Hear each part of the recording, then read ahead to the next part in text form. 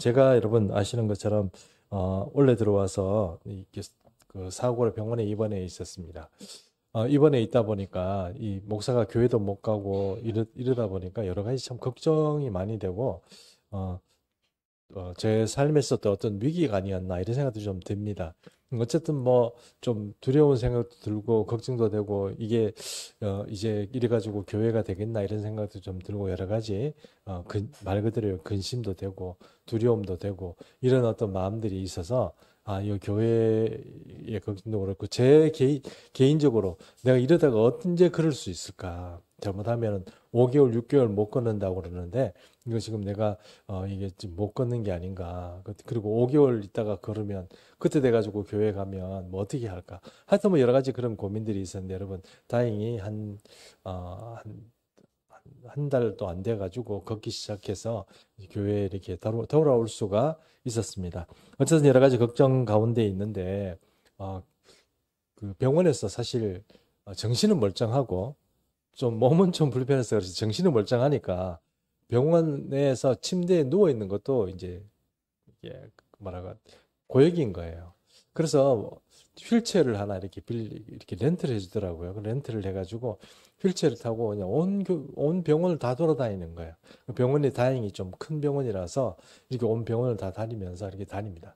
다니는데 어느 날 이런 생각이 드는 거예요. 이 병원도 기독교 재단인데 이 병원에 뭔가 하나님께서 이 병원에 이 의사들이 혹은 직원들이 뭔가 그렇다 하나님 말씀 하나 이렇게 걸어 놓지 않았겠나 이런 생각이 좀 드는 거예요. 그럼 무슨 말씀을 걸었을까 이런 생각이 좀 들어서 병원을 좀 뒤지기 시작했습니다.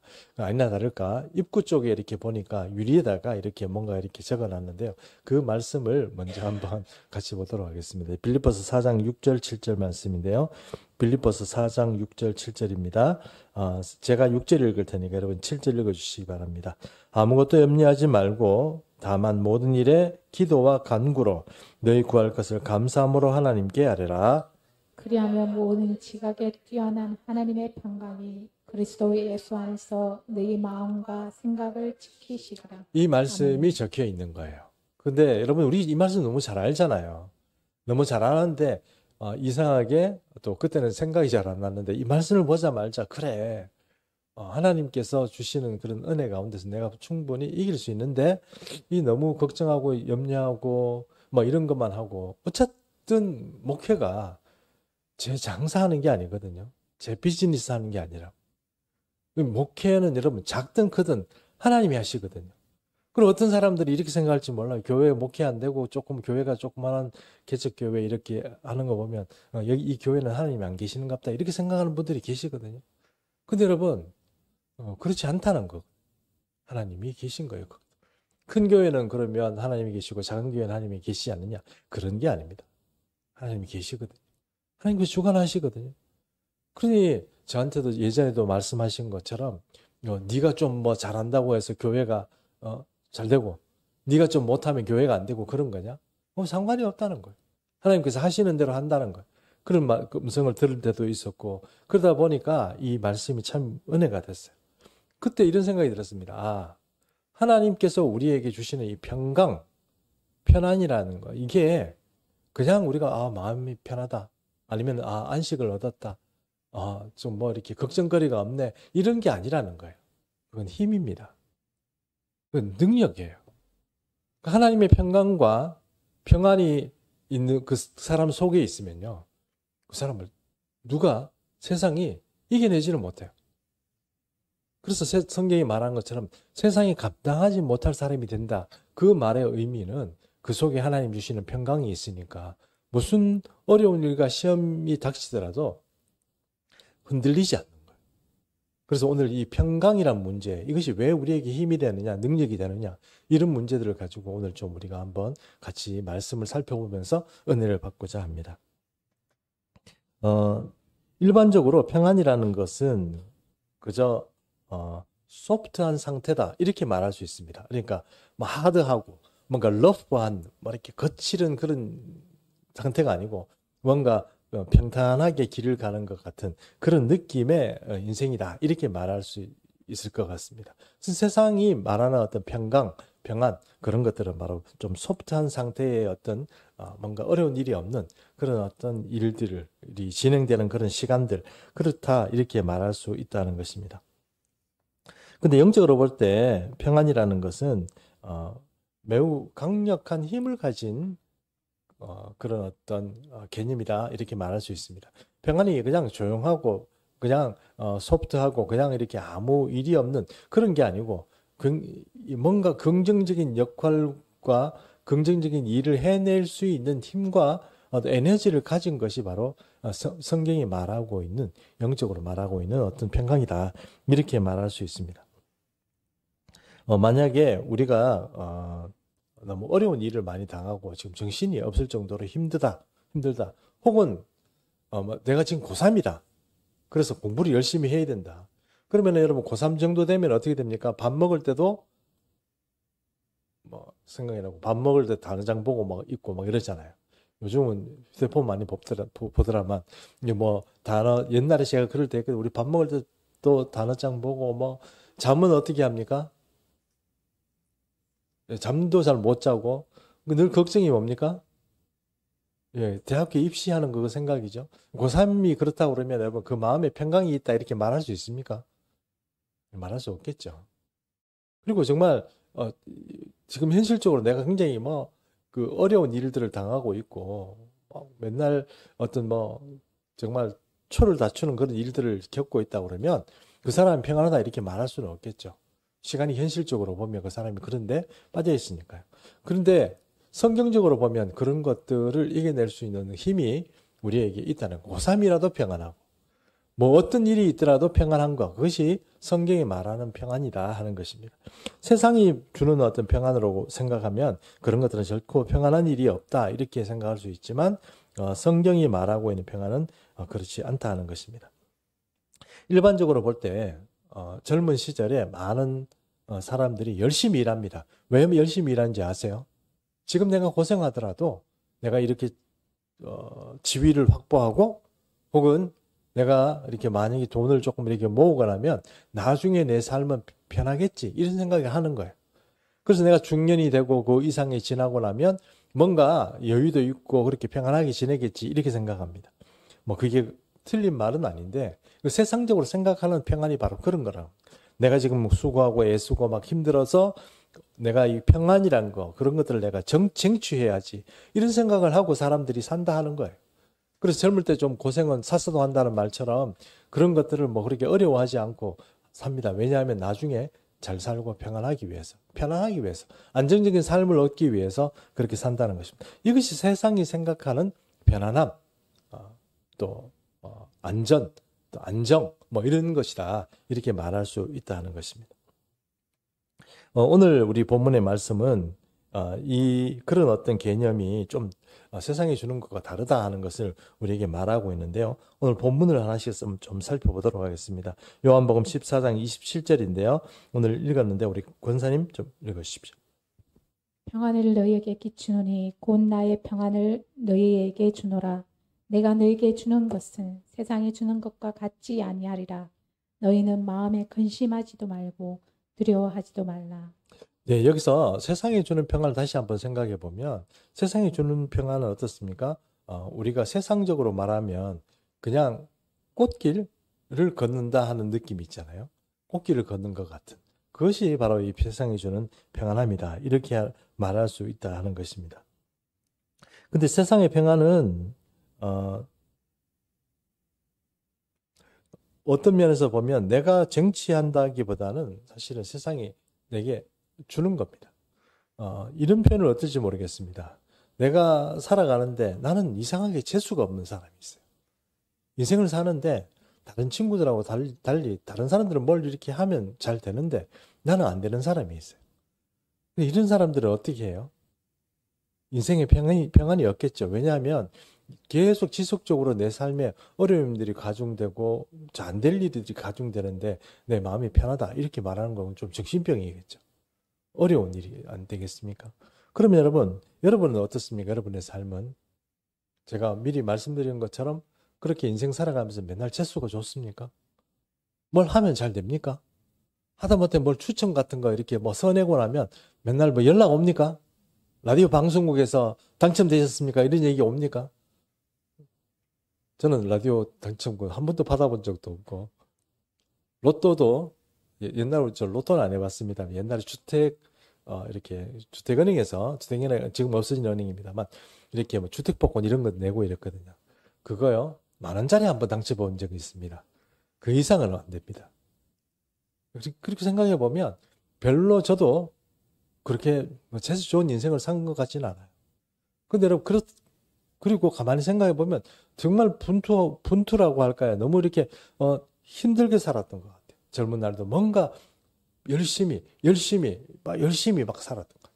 성실하게 열심히 아침부터 나가지고 출근해가지고 열심히 일하고 밤에 뭔가 할 일이 없나 이래가지고 마음이 놓이지 않아가지고 집에 퇴근을 못하고 일하고 그런 삶을 좀 살았던 것 같아요. 요즘 생각해 보면 조금 저런 생각을 하고 살았을까 이렇게 생각할지 모르지만 제가 회사 다니고 이럴 때만 해도 그렇게 생활하는 게 뭐 당연한 거고 저렇게 열심히 해야 앞으로 잘 되는 줄 알았거든요. 그렇게 해서 그렇게 살았다는 거예요. 근데 모든 것들이 뭐 때문에 그렇습니까? 세상적으로 봐서는 평안을 얻기 위해서 그랬다 하는 것입니다. 근데 세상이 말하는 이런 평안은 결국 결론적으로 얘기하면 내가 만들어내는 게 아닙니다. 만들 수가 없어요. 재수를 어떻게 만들어요? 물론 내가 좀 잘해가지고 뭔가 좋은 기회를 얻을 수는 있습니다. 근데 그게 뭐 세상에서 뭐 이렇게 막 늘려 있는 것도 아니고요. 그리고 그런 것들 하나 얻기 위해서 내가 치러야 될 희생이 얼마나 많습니까? 대가가 얼마나 많습니까? 그 대가를 안 치르는데 주어진다고요? 그렇지는 않겠죠. 그러면 결론적으로 얘기하면 세상이 우리의 말하는 어떤 평강 이런 것들은 그냥 주어지는 거예요. 주어지면 감사한 거고 좋은 거고 그런 거지만 이게 안 주어질 것도 많고 만약에 그것을 내가 얻고자 하면 그만 수많은 수고와 대가를 치러야 얻을 수 있는 것이 세상이 말하는 평강이다. 이렇게 말할 수 있다는 것입니다. 예수님이 주신 것은 오늘의 말씀처럼 예수님이 우리에게 주시는 그 평강은요. 첫 번째, 마음의 근심이 없어집니다. 마음의 근심이 없어져요. 오늘 이 본문이 그렇게 말하고 있지 않습니까? 두 번째는요. 두려움이 없어져요. 근심이 없고 두려움이 없는 것. 이것이 예수님이 우리에게 주시는 평강의 힘입니다. 이 평강은 우리에게 세상이 주는 것과 달리 그냥 편안한 게 아니고 뭔가 힘으로 오는 거예요. 능력으로 오는 거예요. 그래서 이 평강이 우리에게 있으면 우리에게 지금까지 일반적으로 세상을 살아가는데 우리에게 있는 이 두려움, 걱정 이런 것, 근심 이런 것들이 사라지게 된다는 거예요. 그런 것들이 없어지는 평강 이런 것들을 예수님께서 우리에게 주신다는 것입니다. 그래서 오늘 본문을 보면 이렇게 말합니다. 평안을 끼친다 이런 표현이 있죠. 본문, 요한복음 본문 평안을 끼친다 이런 본문이 있습니다. 보면은 이 평안을 끼친다는 게 무슨 얘기냐면 평안을 끼친다 이런 말을 끼친다 말 자체가 조금 듣기가 조금 이해가 안 됩니다. 끼친다는 것은 뭔가 영향을 준다 이렇게 돼 있는데 이 다른 번역본들을 지금 찾아보니까 대부분의 다른 번역본들은 어떻게 얘기되어 있냐면 내가 이것을 남기고 간다 이런 의미로 해석이 되어 있어요. 즉 말해서 이 예수님의 평강은 예수님께서 가지고 계시는 건데 이거를 제자들 너희에게 넘겨주고 혹은 남겨놓고 내가 아버지께로 간다. 이런 의미란 뜻이에요. 그러므로 이 예수님의 평강은 그냥 뭔가 불어오는 바람처럼 있다가 없다가 이렇게 하는 게 아니고 마치 물건을 내가 이걸 가지고 내 손에 쥐고 있는 것처럼 예수님의 평강은 내게서 전달받은 것 혹은 남겨서 내가 유산으로 받은 것, 유업으로 받은 것 이런 의미가 있다는 것입니다. 그러므로 예수님이 주시는 평강은 우리에게 끼친다. 즉 말해서 우리에게 넘겨준다. 제자들에게 준다. 그런 의미가 있다는 거예요. 그런 마치 물건을 소유하는 것처럼 제자들에게 예수님께서 직접 주신 것이다. 이렇게 말할 수 있다는 것입니다. 또 이게 보니까 나의 평안을 준다 이랬습니다. 나의 평안을 준다고 그랬으니까 이 세상이 어떤 가지는 평안, 뭐 이렇게 내가 마음이 편하다, 이거 너무 좋다, 이런 게 의미가 아니고 하나님이 주시는 이 평강, 하나님이 가지고 계신 그 평안을 내게 준다는 것. 하나님의 능력, 혹은 하나님의 가지고 있는 그 권세, 능력 같은 것들이, 힘 같은 것들이 내게 주신다는 거예요. 그러므로 예수님께서 지금 말씀하신 평안을 너희에게 주노니 근심도 하지 말고 두려워하지도 마라. 뭐 이렇게 말하는 그 평강이란 것은 어떤 거냐면 주님의 것이고, 그리고 그것은 힘과 능력을 가진 어떤 실체를 가진 힘이다 하는 것을 우리가 이해할 수 있다는 것입니다. 조금 극단적인 예라고 말씀드릴 수 있는데, 오늘 우리가 찬송가 413장 불렀잖아요. 413장은 좀 우리가 평안에 대해서 노래하는 그 노래거든요. 이거 누가 지었냐면 스펜포드. 예, 발음이 좀 어렵네요. 스펜포드란 분이 지었는데요. 이분은 조금 옛날 분인데 이 시카고에 살았던 분이에요. 그러니까 시카고의 초기의 멤버다 이렇게 말할 수 있죠. 이 시카고에 살았는데 1874년에 자기 아들이 4살 아들이 폐렴으로 죽었어요. 그리고 나서 몇 달 후에 시카고에 대화제가 있었잖아요. 옛날에 시카고 대화제가 있어가지고 집이고 뭐고 사업체고 뭐고 홀라당 다 타버렸어요. 아들 죽었죠. 그리고 몇 달 후에 집 사업체 다 날아갔죠. 그리고 한 2년 후에 이제 아들도 죽고 집도 없고 이러니까 이 부인이 너무 힘들었나 봐요. 그 부인 보고 그러면 유럽에 가서 좀 요양을 하고 와라. 이래가지고 요즘 우리는 뭐 비행기 타고 하와이 가고 이러지만 옛날에는 뭐 그런 게 잘 없잖아요. 그래서 보통 보면은 유람선을 많이 탔어요. 관광 유람선을. 네, 유람선을 많이 탔거든요. 지금도 요즘 서구에 있는 부자들은 유람선 많이 타죠. 나이 많으신 분들. 젊은 분들은 사실 그거 타면은 좀 어렵겠죠. 왜요?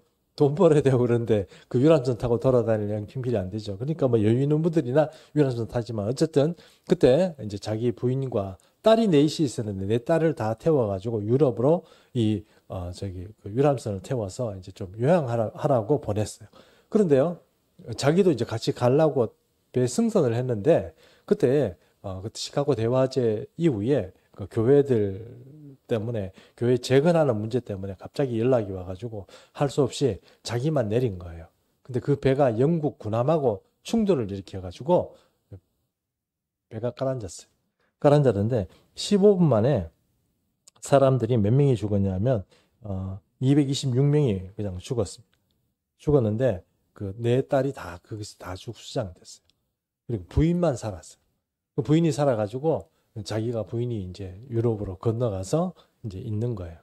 그래야 그 소식을 들었습니다. 나중에 전보를 통해 들었죠. 그래서 이제 이 스펜포드란 분이 이제 그 바다를 또 건너서 부인에게로 가는 거예요. 가는데 여러분 그 경로가 어떻게 되겠습니까? 바로 그 딸들이 수장된 그 경로로 따라서 가는 거예요. 그래서 배에서 이제 그 광고가 나옵니다.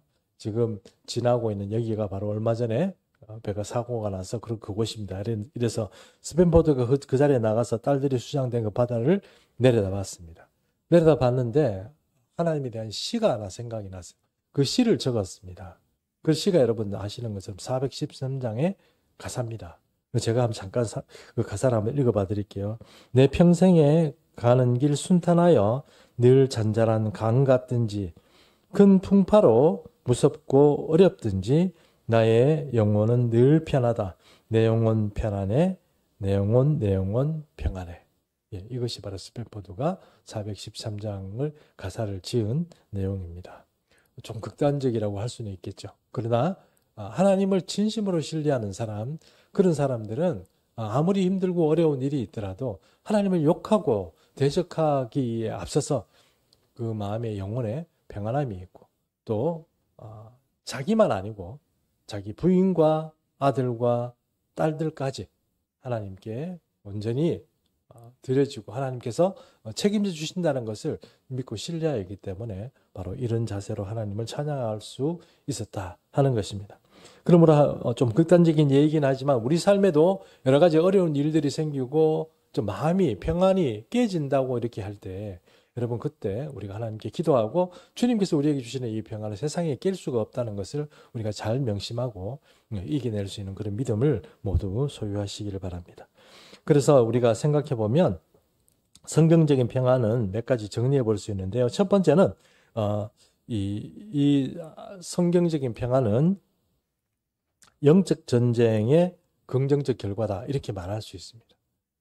영적 전쟁의 긍정적 결과라는 의미는 영적 전쟁을 하고 있을 때 여러분 거기는 사실 평안이 없습니다. 전쟁에 평안이 없는 것처럼 우리가 영적 전쟁을 이렇게 할 때 그때 얼마나 수고롭고 힘듭니까? 그런데 그 전쟁을 다 이기고 나면 하나님 주시는 절대 승리와 함께 우리가 느끼는 어떤 그런 평강이 있습니다. 그것을 바로 주님이 주시는 평강이다. 이렇게 말할 수 있습니다. 하나님 주시는 이 평강은 영적 전쟁의 긍정적인 결과입니다. 우리가 사람이 평안하다. 이렇게 말할 때는 그 사람이 그냥 생각이 조금 뭔가 모자라고 이렇게 해서 평안한 게 아닙니다. 바보라서 평안한 게 아닙니다. 하나님이 주시는 그 평강 가운데 있는 것입니다. 근데 그 평강은요, 그저 주어졌다기보다는 어떤 영적 전쟁의 산물로서 그것들을 이기고 낸 사람, 돌파하고 난 사람에게 주는 어떤 선물이다. 이렇게 말할 수 있습니다. 그러므로 영적 전쟁을 이겨내면 하나님이 주시는 평강이 있다. 이렇게 우리가 또 얘기할 수 있다는 것입니다. 또 두 번째 평강은 기도 응답의 결과다. 이렇게 말할 수 있습니다. 우리가 기도한다 하는 의미는 일반적으로 보면 우리가 기도할 때 어떤 상태에서 기도하게 됩니까? 편안하고 아무 일이 없을 때는 저도 보니까 기도 잘 안 되더라고요. 근데 뭔가 문제가 있고 이럴 때 어떻게 합니까? 주여 이러고 막 자기도 모르게 절실해지고 막 기도가 되고 이러거든요. 근데 기도를 이렇게 하다 보면 어떤 우리가 조금 이렇게 체험을 하게 되냐면 기도를 이렇게 쭉 하다 보면 기도가 갑자기 어느 순간이 되면 편안해져요. 이제 됐다 이런 생각이 들 때가 있어요. 이 정도면 하나님께서 응답하셨겠다 이런 생각 수준이 가는 데가 있어요. 그때 딱 되면 뭡니까? 평강이 찾아옵니다. 그러면 이제 그것은 평강이 왔다 이러면 그것은 기도의 응답이 있다는 거예요. 그래서 기도 하나님께서 해주신다는 걸 어떻게 알아? 우리가 평강이 답입니다. 그래서 평강하면 아무것도 염려하지 말고 모든 일에 기도와 간구로 하라고 그랬잖아요. 기도하면 나중에 평강이 예수님께서 우리에게 오신다는 거예요. 그 평강을 우리에게 주실 때 이게 기도 응답이 되었구나 할 수 있는 것을 알 수 있다는 것입니다. 그래서 평강은 기도 응답의 결과다 이렇게 말할 수 있다는 것입니다. 그러므로 기도가 응답이 되었냐 안 됐냐 알아볼 수 있는 판별할 수 있는 그런 기준도 바로 우리에게 평강이 있으면 그렇게 될 수 있다는 것입니다. 그러면 예수님의 이 평강은 우리가 어떻게 얻을 수 있느냐? 첫 번째, 주님과의 관계를 좀 이렇게 회복해야 합니다. 마태복음 11장 28절입니다. 마태복음 11장 28절. 수고하고 무거운 짐진 자들아 다 내게로 오라. 내가 너희를 쉬게 하리라 했습니다. 쉰다고 해서 여러분 예수님 앞에 오면 무조건 막 놀고 아무것도 안 해도 된다. 이렇게 하는 의미의 쉼은 아니잖아요. 진짜 평강을 말하는 거거든요. 이 평강을 어떻게 해야 되냐면 내 마음에 인생을 살아가면서 수고하고 힘든 것들이 있으면 그것들을 주님 앞에 내려놓으면 된다는 거. 주님 앞에 나와서. 그러면 주님께서 평강을 주신다 이런 의미거든요. 여기서 수고하고 무거운 짐을 졌다 이런 얘기는 그건 누가 준 겁니까? 그 세상이 주는 겁니다. 세상은 이 세상을 통치하고 세상이란 것은 바로 악한 영들을 말합니다. 악한 영적 존재를 말합니다. 어둠의 세상 주관자들 그리고 공중권세 잡은 자들 그 통치자들 이런 어떤 영적 질서가 있다고 그랬잖아요. 그런 영적 질서가 세상의 정치 뒷면에서 역사를 하는 거예요. 그래서 여러분 어떤 나라들은 이 지도자 하나 잘못 만나가지고 그 백성들이 정말 막 굶어 죽고 뭐 하고 이렇게 정말 너무너무 힘들게 살아요. 근데 어떤 나라들은 그래도 나름 지도자를 잘 만나가지고 먹고 사는데 지장 없이 또 행복한 어떤 삶들을 살 수 있어요. 그것이 우리 생각에는 하나님과 전혀 상관없는 일이다 이렇게 생각할지 모르지만 그렇지 않습니다. 어둠의 세상의 주관자는 바로 이 마귀입니다. 그러다 보니까 마귀는 늘 우리에게 어려운 일들을 만들어내고 우리에게 무거운 짐을 우리에게 수고를 이런 것들을 갖다 안긴다는 겁니다. 이것들을 바로 주님 앞에 나아가서 주님과 좋은 관계를 가지게 되면 이런 것들이 내려놓게 된다는 것입니다. 두 번째요. 주님께 다 맡겨야 됩니다. 베드로전서 5장 7절 말씀입니다. 제가 또 읽어보겠습니다. 너희 염려를 다 주께 맡기라. 이는 그가 너희를 돌보심이라 이랬습니다. 문제가 있습니다. 문제가 있는데 문제는 한두 가지가 아니죠. 예를 들어서 내가 부모입니다. 우리 집에 자녀들이 있습니다. 이 자녀들을 어떻게 해야 되죠? 자녀들의 삶을 어떻게 해야 되죠? 내가 걱정된다고 해서 일일이 찾아다니면서 뒤 다니면서 그들을 감시하고 또 아니면 우리 아이들을 찾아가지고 이렇게 시시콜콜 간섭해야 됩니까? 이거 해라 저거 해라 계속 얘기해야 됩니까? 그러면 여러분 그렇게 한번 해보십시오. 자녀들이 가만히 있나? 부모 다시 만나고 싶지 않겠죠? 자꾸 만나가지고 이런 얘기하고 저런 얘기하고 이렇게 해라 저렇게 해라 자꾸 지시하고 이렇게 얘기하면 자식들이 부모를 만나고 싶어 하지 않습니다. 어떻게 해야 됩니까? 하나님께 맡겨야죠.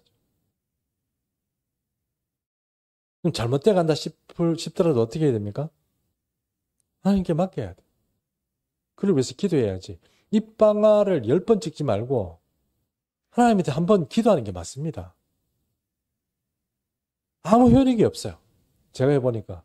여러분, 자식을 위해서, 아니면 집안의 어떤 동생 때문이라도 이렇게 해라 저렇게 해라 지시하면 동생들이나 아니면은, 집안의 자녀들이, 오케이, 이렇게 하고 수용하고 잘 합니까? 그렇지 않던데요. 여러분, 이 종말의 시간, 저는 이게 시간이 얼마 남지 않았다고 생각해요. 10년 아니라고 생각해요. 뭐 때문에 그렇게 10년 아니라고 생각하냐? 이렇게 말하면 이유가 있죠. 성경적인 근거도 있습니다. 근데 이 촉박한 시기에 자녀도 주님 앞에 붙들어줘야 되고, 부모도 주님 앞에 붙들어줘야 되고, 일가 친척, 내 아는 친구들 다 붙들어줘야 되는데, 이게 마음이 급한 거예요. 그러면 그들에게 가서 계속 붙들고 잔소리하고 교회 다녀라, 뭐 해라, 이렇게 얘기할 수는 없는 거 아닙니까? 좀 맡겨야 돼요, 하나님께. 그런데 참 안타깝게도 예수 믿는 사람 중에도 주님 앞에도 숨기는 사람이 있어요. 위선자입니다, 위선자. 주님 앞에 나와서 사람에도 숨기는 거야. 다 이렇게 그럴 수 있다, 이렇게 생각하지만. 주님 앞에 이렇게 다 끄집어내야 되는데, 주님 앞에도 속이는 분이 있어요. 그런 것들 여러분, 그런 거는 그렇게 하시면 안 됩니다. 주님 앞에 평안의 힘을 받고 싶으면, 주님 앞에 주님을 의뢰하고 주님 앞에 다 이렇게 구해야 됩니다. 염려를 다 주께 맡겨라 이러면 주님 맡겨야 되는데 이거는 맡겨도 되고 이거는 안 맡겨도 되고 자꾸 그런 생각하지 마시고 그냥 맡기세요. 내가 얼마나 오늘 효율적으로 잘 살아가지고 어떤 시간들은 주님께 드리고 어떤 시간은 나를 위해서 선용할까 이런 생각 자꾸 하고 그럴 때 그렇게 하지 말고 주님께 일단 다 맡기시고 그렇게 되면 복이 됩니다. 시간도 맡기고 물질도 맡기고 뭘 좀 맡겨보십시오. 하나님을 너무 좀 이렇게 뭐라고 할까요? 손이 짧은 분으로 생각하시는데 여러분 하나님은 그런 분이 아닙니다. 네, 그 다음에 세 번째는 믿음을 좀 지켜야 됩니다. 이사야 26장 3절인데요. 권사님 좀 읽어주십시오. 주께서 심지가 견고한 자를 평강하고 평강하도록 지키시리니 이는 그가 주를 신뢰함이니이다. 예, 하나님을 신뢰하면 주님께서 늘 우리의 평강을 주시고 해주십니다. 마음이 주님 앞에 잘 붙어 있는 사람, 좀 왔다 갔다 안 하고 이렇게 그런 분들은 하나님께서 평강을 주십니다. 예, 그러니까 주님 앞에 그런 평강을 얻도록 그렇게 해야 되겠습니다. 자, 결론을 말씀드리겠습니다. 결론은 이겁니다. 예전에 제가 조금 이렇게 백수로 있을 때가 있었습니다. 아무것도 못하고 백수로 있을 때가 있었는데 교회에 이렇게 가서 제가 이 간증은 한번 드린 적이 있는 것 같습니다. 이런 생각이 들더라고요. 나는 이제 여기서 끝이다. 나는 이제 앞으로 아무것도 못한다. 나는 이제 이제 아무튼 목회도 못하고 아무것도 못한다. 이런 생각이 들고 좀 두렵군 생각도 들고 막 이렇게 해서 교회 예배에 이렇게 앉아 있었습니다. 큰 교회였는데요. 예배가 다 끝나고 나서 사람들이 이제 쫙 나가는 거예요. 앞에 목사님을 보니까 이런 생각이 들더라고요. 저 목사님은 어떻게 참 하나님 복을 받아가지고 저렇게 목회를 잘 하는데 나는 이게 뭔가? 이런 생각이 들어가지고 이렇게 정말 세상 살기 힘들다 이거 이래가지고 내가 앞으로 뭘 할 수 있을까 이런 생각을 가지고 이제 예배를 마치고 사람들이 다 빠져나간데도 가만히 앉아 있었습니다. 그런데요 공중에 지금 여기 불이 있는 요 정도 이 공중에 뭔가 거대한 존재인데요 눈으로 보이진 않아요. 그런데 뭔가 투명해요. 투명한 게 뭔가 이렇게 딱 있으면서 저보고 이렇게 말씀하시는 거예요. 세상 살기 두려우냐? 사실은 세상이 너를 더 두려워한단다. 그렇게 말씀하시는 거예요. 그래서 제가 뭔데 세상이 두려워합니까? 내가 세상 살기가 너무 힘들고 괴롭고 이렇게 지금 세상 살기가 두려워가지고 지금 이제 앞으로 나는 끝이구나 이렇게 생각하고 있는 바로 그 시점에 바로 저는 그분이 천사인지 아니면 예수님인지 잘 모르겠어요. 그런데 하여튼 제게 그렇게 말씀하셨습니다. 여러분 그것은 제게만 주시는 말씀이 아닙니다. 우리에게도 동일하게 하시는 말씀이에요. 이 세상 살아가는데 자꾸 걱정되고 연명거리가 되고 마음에 평안이 없고 막 그렇습니까? 내게 복잡한 일들이 많이 있습니까? 어떻게 해야 되면 오늘 이 말씀이 여러분을 어떻게 들으시는지 모르겠지만 주님으로부터 받는 이 평강을 우리가 소유하게 되면 우리가 모든 일들을 해낼 수 있는 힘이 되는 겁니다. 평강의 힘인, 평강의 능력은 이 주변을 내가 정리할 수 있는 능력을 우리에게 주는 겁니다. 지지난주에 누가복음의 말씀처럼 뱀과 전갈을 밟으며 원수의 모든 능력을 제어할 수 있는 힘이 우리에게 주어지는데 그 힘과 같은 힘이 바로 평강의 힘입니다. 나는 내가 평강하고 또 그렇게 해야 이 주변에 정리가 되지 않겠습니까? 내가 그리스도의 평강으로 이렇게 정리가 되지 않은데 주변을 어떻게 정리하고 누구를 전도해서 누구를 어떤 사람을 내가 살릴 수 있단 말입니다. 그러므로 여러분 주님이 주시는 이 평강을 소유하고 살아갈 수 있는 그런 귀한 은혜가 우리 모든 성도님들 위해 함께 하시기를 축복합니다. 이제 일어나셔서 우리 찬양하겠습니다. 잠깐. 찬양 먼저 결단의 시간 갖도록 하겠습니다. 당신은 평강의 왕 우리 하나 먼저 찬양합니다.